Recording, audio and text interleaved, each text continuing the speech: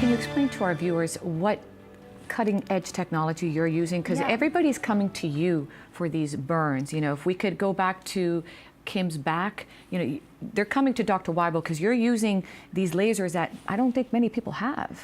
Right. Well, one of the blessings of lasers, lasers came to medicine in 1980 to treat port wine stains and birthmarks on children. And the particular laser I'm holding here is called the fractional ablative laser. And that laser was brought to market to treat wrinkles.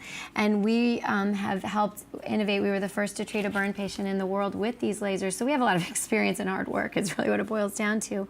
But these lasers vaporize the scar tissue into tiny little holes. So it's like boiling water on the stove with a tea. It starts as water and it turns into steam. We steam off the scar and it rebuilds to almost normal skin.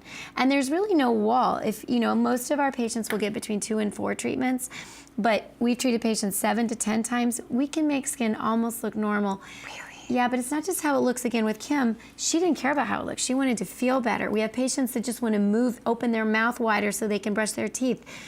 People that, if this part of your hand gets stuck, I have a chef and other people that they have to move their hands. So it's about function. It's about quality of life. Pain and itching is another big one. The laser is like a magic wand, I call it.